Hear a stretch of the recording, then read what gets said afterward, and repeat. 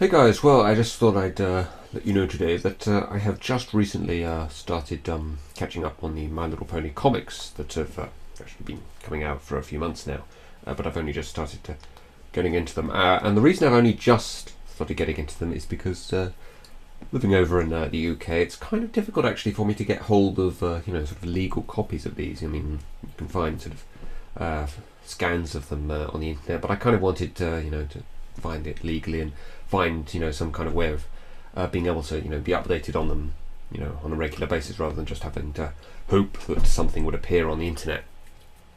So I got them through iTunes eventually. I don't have any form of tablet, unfortunately, though, so I am actually reduced to using this app on my phone to show to you, maybe if you're not familiar with it. Oh god, you can't see it. Anyway, it's called IDW, which is the name of the company that makes these comics. And it's pretty sweet, actually, this app. Those are the ones I have so far, because I've just been catching up on the sort of arcing story in the first 4 issues. And basically what you can do... God, I need to get myself better acquainted with where the camera is. And you just swipe, and it just shows you every single panel. It's kind of nifty in that. Unfortunately, you do sometimes have to keep going like that, basically, in order to make the panel sort of better fit in the screen you're looking at. But the larger screen on the iPhone 5 certainly helps with things like that. But obviously, it's still not ideal because it's still a pretty small screen. You have to strain your eyes the whole time. So if you wanted to read the comics like this, I wouldn't recommend you read them for a particularly long period of time. But I don't do much reading. Generally speaking, and when I do, it's only in very sort of short, quick spurts, so for me this just about works. But anyway, as for the first 4 issues that I have now read, it's pretty damn awesome, I have to say. The artwork, first and foremost, is absolutely amazing.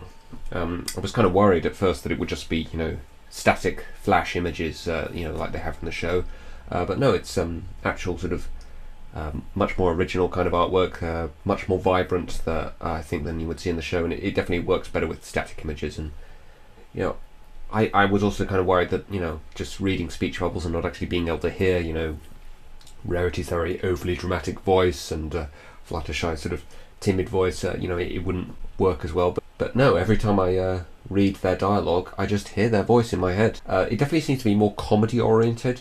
And I definitely don't think that this can be canonised with the events of the show, because it takes place after the events of a Canterlot Wedding, but I think it's probably some kind of alternate reality. Like, after a Canterlot Wedding, I think it's probably split off into the events of the comics and then the events of Season 3 in 2 sort of separate timelines. Almost self-satirising in some places, or satirising the show anyway, because obviously this is a different writer than the show, so I guess, that even more so shows that it has to be seen as a separate entity to the show. Obviously we get to see more Queen Chrysalis, which is pretty awesome, because that's definitely a character I wanted to see a lot more of.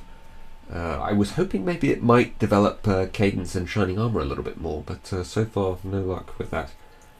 And definitely I think the comedy is certainly mostly reliant, I think, on the antics of Rarity and Pinky, going about doing what they do. Rarity sort of overly dramatic, getting worked up about things that maybe aren't important to other characters, and Pinky obviously just being Pinky, much more adventure oriented, much more comedy oriented.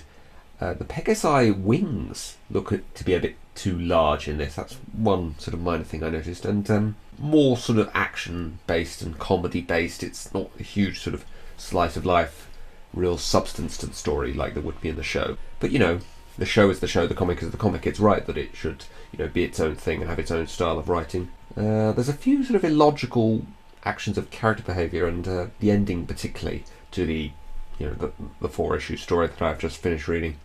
It has kind of a bit of sort of, the classic sort of idiot villain behaviour at the end there. But for the most part, it held up really well, and I'm definitely looking forward to reading the rest of the issues.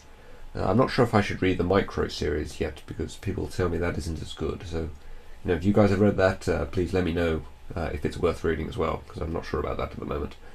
But yes, definitely, from what I've read so far, it's definitely worth checking out. The comics are A little pricey, I have to say, you know, considering I'm just getting on a phone, viewing them in a fairly small screen, but then again, I suppose they're not going to take up any physical space. Anyway, if you do want to get them on your phone, that's the app you need to look for. You can't read that on the camera, but it says IDW. I hope this more positive review of something My Little Pony related helps to make up for the rather scathing review of Equestria Girls that I posted on Sunday, which people really don't seem to be particularly fond of. I'm sorry guys, I can't control how I feel about the film, I just didn't like it. But the comics are definitely good from what I've seen so far, so go check them out. Okay, see ya. Does filming from this angle make me look fat?